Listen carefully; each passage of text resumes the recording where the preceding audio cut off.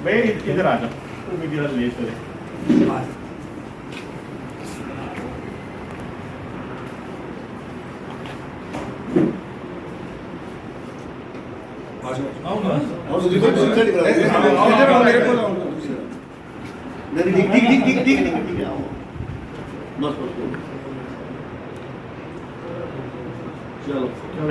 जो है नूरपुर में आने का सौभाग्य प्राप्त हुआ है, क्योंकि इससे पूर्व मैंने ऊना ज़िले में ऊना में जो है मीटिंग रखी है, ज़िला प्रशासन की मीटिंग रखी थी, जिसमें कि हम पूरे हिमाचल प्रदेश में जो है माइनिंग जो है इसमें जो इलीगल तरीके से अगर माइनिंग हो रही है उस पर कैसे नकेल डाली जाए, उस विषय में मैंने पहले बद्दी बरोटीवाला नालागढ़ में मीटिंग की, फिर ऊना थी आज, और कल जो है नूरपुर में है।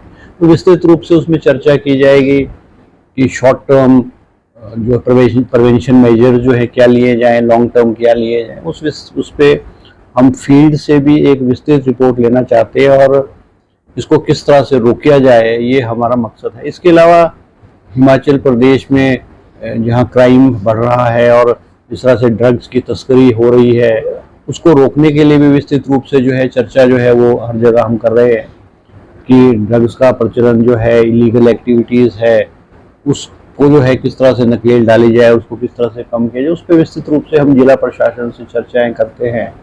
और क्या क्राइम रेट है, क्या और चीज़ें हो रही है, उस पर हम विस्तृत रूप से करते हैं। और हमारा मकसद है, मुख्यमंत्री जी सुखविंदर सिंह सुक्खू जी के सख्त आदेश हैं कि कोई भी तस्करी हो, चाहे शराब की है, चाहे ड्रग्स की है, चाहे माइनिंग की है, चाहे लकड़ी की है, उस पे प्रशासन को क्लियर कट आदेश दिए जाएं कि उसको जो एक हैवी हैंड, एक सख्ती से जो उसको निपटा जाए, और जो ऐसा कर रहे हैं उनके ऊपर सख्ती से नकेल डाली जाए।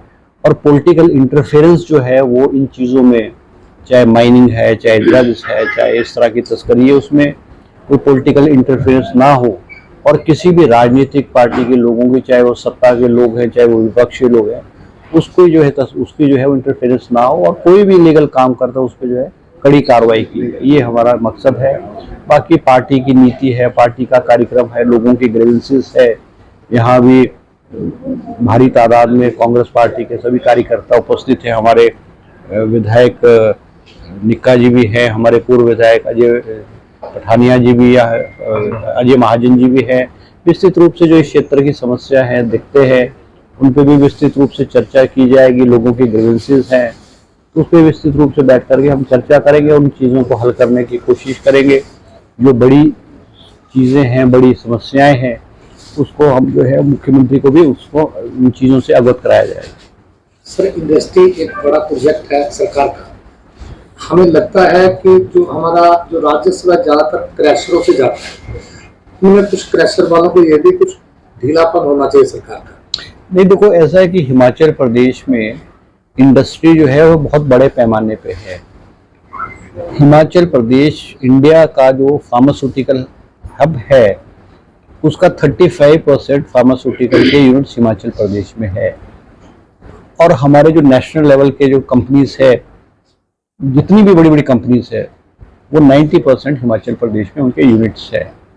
और हमको फैक्ट्रियों से जो है वो सादा रेवेन्यू भी आ रहा है, हम एम्प्लॉयमेंट भी दे रहे हैं।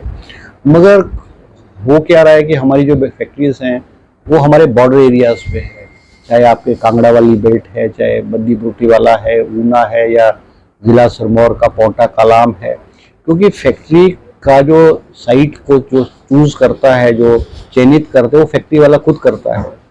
और क्योंकि हम ज्योग्राफिकल पॉइंट ऑफ व्यू से हिमाचल प्रदेश भी जो है एक डिसएडवांटेज पोजीशन पे है, क्योंकि मार्केट से रॉ मटेरियल यहाँ आएगा, फिर बन करके वापस जाएगा, तो लॉजिकल कॉस्ट जो है वो बहुत ज़्यादा बढ़ जाती है। तो इसलिए हमारे बॉर्डर एरिया, हमारी कोशिश है कि हिमाचल प्रदेश की जो अंदरूनी क्षेत्र है वहाँ पर भी जो है हमारे जो रॉ मटेरियल बेस्ड है, चाहे फ्रूट्स हैं, चाहे सब्जियाँ हैं, हमारे जो कोल्ड स्टोरेजेस है या सीए स्टोर्स हैं, वो हिमाचल प्रदेश के अंदरूनी क्षेत्र में जो है वो जाए, और कुछ गए भी हैं। हमारी कोशिश रही है।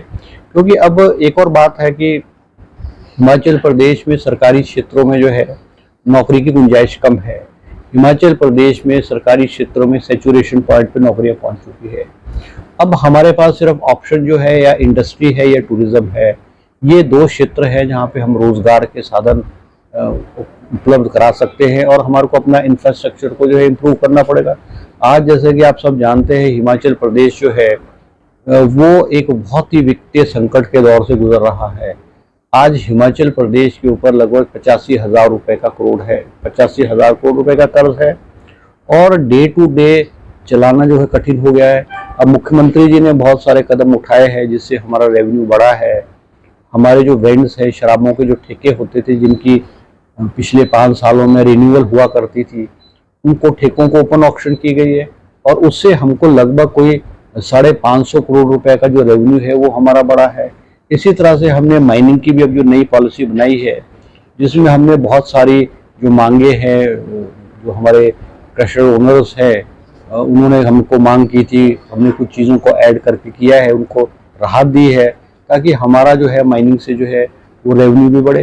तो हम बहुत सारे कदम जो है हिमाचल प्रदेश में जो है उठा रहे हैं, अलग अलग डिपार्टमेंट में उठा रहे हैं जिससे कि हिमाचल प्रदेश का रेवेन्यू जो है बढ़े है। अभी हमारी कैबिनेट की सब कमेटी बनी है, उसमें भी हम जहां हम अपने रिसोर्सेज को डेवलप कर रहे हैं वहां हम सरकारी जो खर्चे हैं उनमें भी कटौती करने के लिए जो है वो कदम उठा रहे हैं। अब गवर्नमेंट सेक्टर में कहीं जो अनप्रोडक्टिव एक्सपेंडिचर है, कोई फालतू के खर्चे हैं या कुछ ऐसी हमारी स्कीम्स है जो अनप्रोडक्टिव है, उसको हम जो है वो उस पर विचार करेंगे। अभी हमने जो है वो जो 1 रुपये यूनिट 125 यूनिट बिजली के हैं उसमें हमने कटौती की है क्योंकि हिमाचल सरकार में जो इलेक्ट्रिसिटी बोर्ड है, इलेक्ट्रिसिटी बोर्ड को हिमाचल सरकार हर साल कोई लगभग 1200 करोड़ रुपए अनुदान के रूप में दे रहा है और इलेक्ट्रिसिटी बोर्ड की स्थिति ये हो गई है कि वे उनको तनख्वाह देने के भी जो है वो उनके पास संसाधन नहीं है। अब प्रश्न ये है कि हिमाचल प्रदेश को आत्मनिर्भर और हिमाचल प्रदेश को अपने पैरों पे कैसे खड़ा किया जाए। अब जो लोग वेल ऑफ हैं, साधन संपन्न लोग हैं, IAS ऑफिसर्स हैं, पॉलिटिशियंस हैं और क्लास 1 क्लास 2 ऑफिसर्स हैं, इनकम टैक्स पेई है, उनको जो 125 यूनिट जो है वो सरकार ने उसको विड्रॉ किया है और जो आम आदमी है, गांव का आदमी है, गरीब आदमी है, उसको नहीं छेड़ा गया है।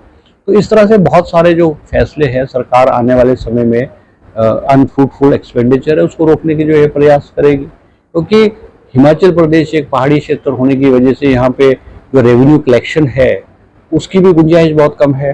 हमारे अपने जो संसाधनों से, क्योंकि जो 15th फाइनेंस कमीशन की रिकमेंडेशन आई है उसमें भी हमको जो है जो रेवेन्यू डेफिसिट ग्रांट है वो कम हुई है। अब पहले साल में रेवेन्यू डेफिसिट ग्रांट 10,000 करोड़ थी, दूसरे साल में 7-8,000 करोड़ हुई, तीसरे साल में 6,000 करोड़ और अगले साल में रेवेन्यू डेफिसिट ग्रांट जो है वो 3,000 करोड़ पे आने वाली है। हमको जो GST की जो कलेक्शन थी, जो एक्सपेक्टेड GST की कलेक्शन थी, जो प्रोजेक्शन गवर्नमेंट ऑफ इंडिया ने की थी कि 14% GST हर साल इंक्रीज होगा, वो हिमाचल प्रदेश में नहीं हुआ है। गवर्नमेंट ऑफ इंडिया ने 5 साल तक गारंटी दी थी कि वो उसकी कंपनसेशन को जो है वो कंपनसेट करेगी, मगर 2022 जून में उसको बंद कर दिया गया। तो एक वित्तीय संकट हिमाचल प्रदेश के आगे है। हमें पूरा विश्वास है कि मुख्यमंत्री सुखविंदर सिंह सुक्खू के नेतृत्व में हिमाचल प्रदेश जो है आत्मनिर्भर होगा, अपने पैरों पर खड़ा होगा और एक हिमाचल प्रदेश जो है खुशहाल प्रदेश के रूप में आगे बढ़ेगा। हिमाचल हेडलाइन को लाइक, शेयर, सब्सक्राइब करना ना भूलें। धन्यवाद।